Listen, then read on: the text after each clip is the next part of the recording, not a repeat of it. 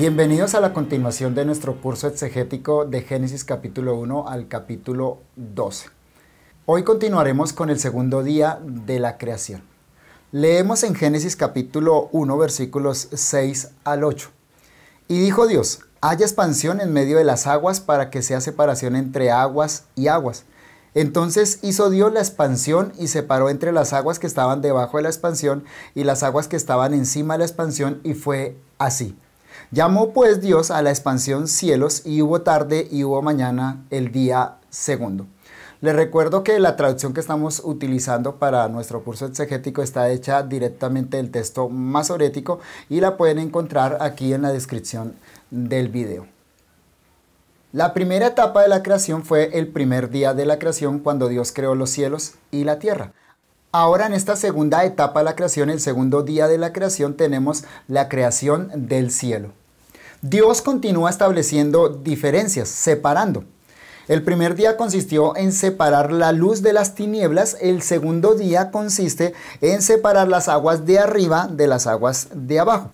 Si en el primer día se estableció el concepto día, ahora se establece el concepto cielos. A los hombres, y sobre todo a los hombres modernos, no nos gusta la separación. Buscamos la unidad a cualquier costo. Somos amantes de la uniformidad. El atractivo de la teoría evolucionista es el uniformismo, es decir, explicar la existencia de todas las cosas por causas constantes y permanentes que nunca han cambiado. El panteísmo posee el imán del uno sin diferencias. Todo es uno, uno es todo. Hay una sola esencia universal y todos somos parte de ella, de acuerdo a esta teoría. El ecumenismo busca borrar las distinciones religiosas entre los hombres. Nos dice que Jehová, Alá, Buda, etc. no son sino diferentes nombres para el mismo ser divino. El monismo es la idea universal nacida en Babel que lucha contra el propósito divino de la diversidad en unidad. Esta verdad de la diversidad en unidad es fundamental para el cristianismo, que cree que el creador es diferente a la criatura, que la luz debe prevalecer sobre las tinieblas, que hay cielo y hay infierno, que el mal y el bien no son dos absolutos eternos, que Dios y el hombre pueden estar unidos solo en relación de pacto, que el único cuerpo de Cristo está compuesto de muchos miembros, que Cristo no tiene relación con Belial y que quien es amigo del mundo se constituye en enemigo de Dios. Definitivamente, la mente de Dios es muy diferente a la mente del hombre. Y ahora encontramos a Dios de nuevo diciendo: haya separación. La separación es buena si proviene de Dios. La orden explícita en estos versículos es: haya expansión en medio de las aguas, a lo cual la creación obedece sin demora alguna. El propósito con la expansión, que posteriormente va a ser llamada cielos, es separar el agua de abajo, que va a constituir los mares, ríos, etcétera, todas las fuentes hídricas terrestres, del agua que está en la atmósfera, es decir, las nubes. El término hebreo para cielos es shamayim, un plural que no tiene singular y que generalmente es considerado como un plural de majestad o intensidad, también llamado plural majestático. El hebreo, como idioma concreto que es, utiliza ciertos recursos morfológicos extraños para nosotros. En el caso presente se trata de la formación de un plural para indicar algo que es sumamente grande, lo cual quiere decir que con la designación shamayim en plural cielos, los hebreos se refieren a lo que nosotros llamamos en singular el cielo. Insistir en que cielo significa varios lugares denominados así es caer en un error gramatical y, peor aún, en una incorrección teológica. De ser así, lo mismo se podría afirmar con respecto a otros plurales que encontramos aquí en Génesis capítulo 1. Por ejemplo, la palabra mayim, aguas, que encontraremos más adelante, o Elohim, plural, que se traduce Dios, que ya ha aparecido varias veces en nuestro texto. Hasta donde sabemos, nadie ha pensado o sugerido que la palabra plural Elohim, Dios, en Génesis capítulo 1 se refiera a varios dioses. Ante todo porque siempre aparece acompañada por verbos en singular. Elohim, Dios, entonces, también debe ser entendido como un plural de intensidad. Elohim es el nombre divino que señala particularmente la grandeza, el poder absoluto de la divinidad. Por lo tanto, muy apropiado para la narración de Génesis capítulo 1 que nos presenta la creación universal. Una palabra final con respecto a este segundo día de la creación y es con respecto precisamente a la expresión día segundo. Aquí sí aparece en hebreo el ordinal sheni, segundo, y no el cardinal que traduciríamos como dos. Como ya fue establecida la unidad de medida en el versículo 5, ahora sí el autor comienza a contar los días como unidades sucesivas que hacen parte de un todo, es decir, la semana. Sin embargo, el autor divino, como preveyendo la necedad humana, vuelve a afirmar que este segundo día de creación estuvo compuesto de una tarde y una mañana. Es decir, esta actividad divina por la cual Dios separó las nubes de las aguas por medio del cielo sucedió en un periodo de 24 horas. La tercera división de nuestro texto corresponde a los versículos 9 al 13, el tercer día de la creación que corresponde a la creación de la tierra, el mar y la vegetación. Leemos en Génesis: y dijo Dios, reúnanse las aguas que están debajo de los cielos en un lugar y aparezca lo seco. Y fue así. Llamó entonces Dios a lo seco tierra y a la reunión de las aguas llamó mares, y vio Dios que era bueno. Dios va, por decirlo de algún modo, descendiendo en su acto creador. Comenzó con el universo, descendió al planeta Tierra, descendió al cielo y ahora baja a la tierra, esto es, al suelo. Todo nos presenta una creación directa. En otras palabras, Dios involucrado en y con su creación. Dios no creó por procesos, cualquiera que sean sus nombres: evolución, teísmo evolucionista, eras, épocas. Lo que Moisés afirma es que Dios crea de manera directa. Moisés de nuevo dice que fue así. Con lo cual quiere decir que la creación obedece a un plano que Dios tenía en mente y que está ejecutando por medio de su palabra. Tal y como Dios había planeado, así resulta paso a paso. Nada salió de su control y todo resultó como quería que fuera. Siendo así, la declaración "y vio Dios que era bueno" es muy pertinente. Todo lo que hace Dios es bueno, en sentido físico o en sentido moral. Tal y como lo haría muchos años, milenios después, el Hijo de Dios, ante quien, y gracias a lo que percibieron de él, los hombres declararon. Y en gran manera se maravillaban diciendo: bien lo ha hecho todo. Hace a los sordos oír y a los mudos hablar. Marcos capítulo 7, versículo 37.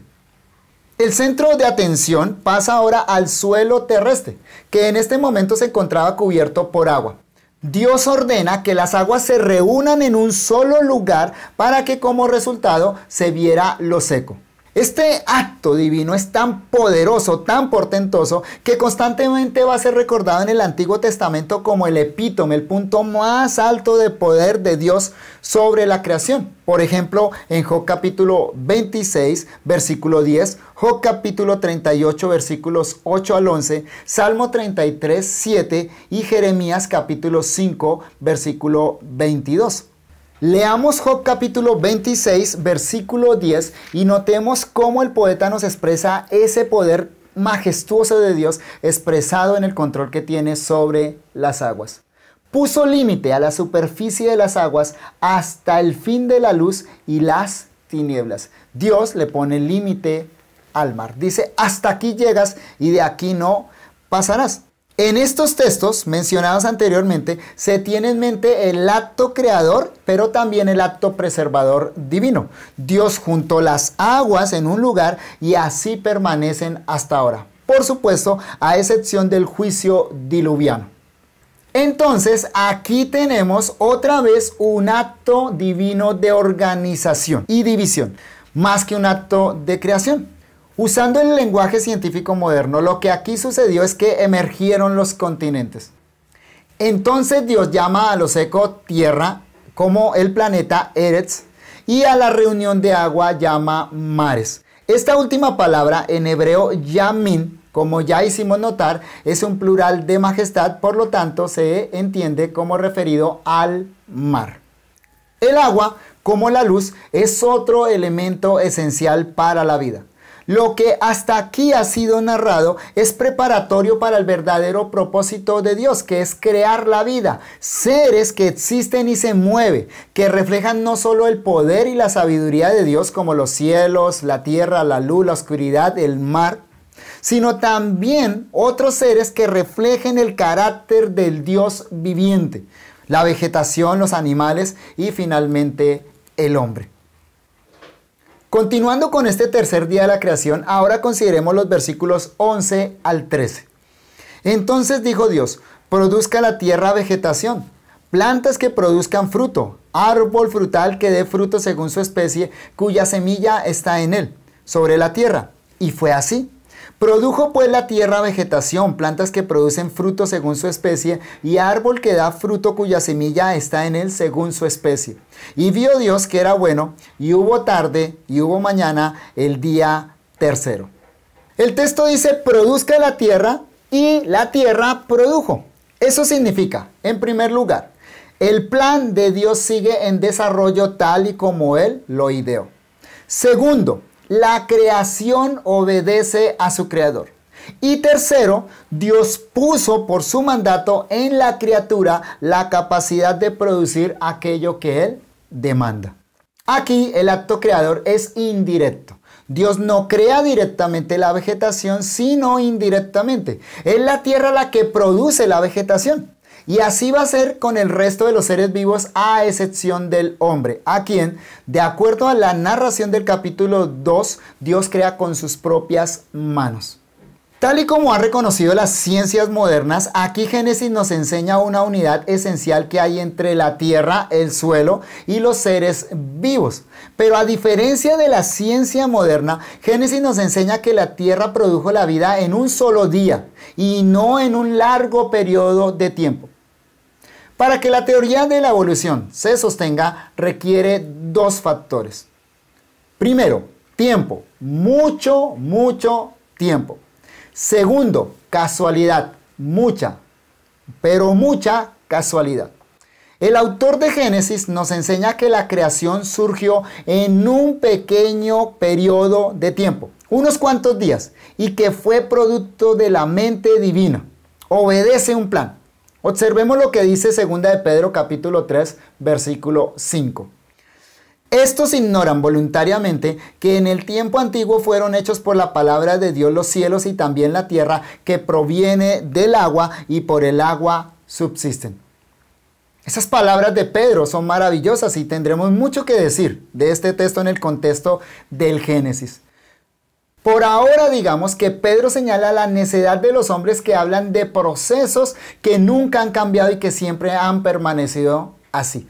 Pedro, en total acuerdo con Génesis, señala que la creación sucedió por un acto directo, poderoso, majestuoso de Dios.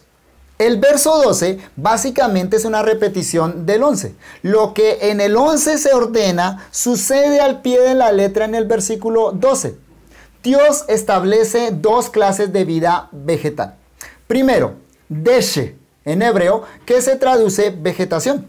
Es un término genérico que se refiere a lo que nosotros llamamos hierba. Significa literalmente lo que es verde y es especificada por medio de la expresión S+ria sera, que se traduce planta que produzca semilla. Y en segundo lugar, etz peri, en hebreo, que traduce árbol frutal.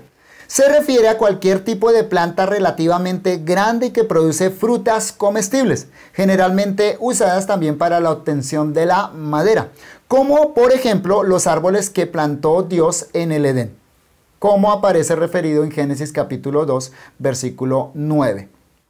En estos versos vemos además que Dios fija las especies desde el mismo momento de la creación.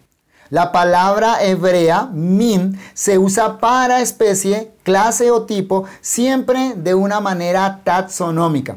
Lo que queremos decir es que Dios crea especies fijas, lo cual no deja espacio para la supuesta evolución de las especies, pero sí para la diversidad al interior de estas.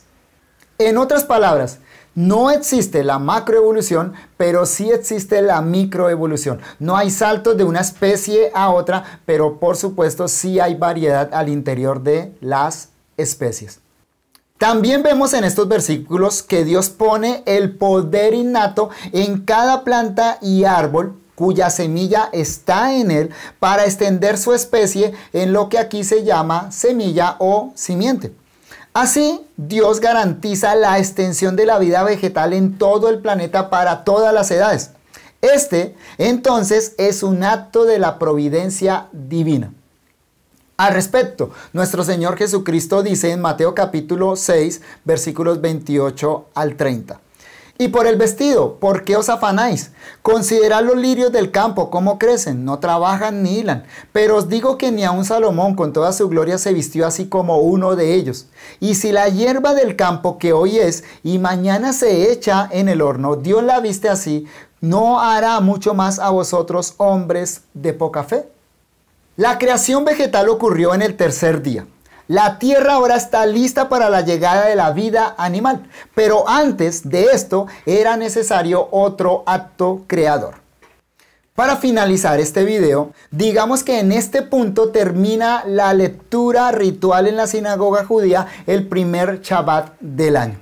Se acaba de describir la creación no animal, mineral y vegetal, diríamos en un lenguaje moderno con precisión científica. Los esperamos en el próximo video. Muchas gracias.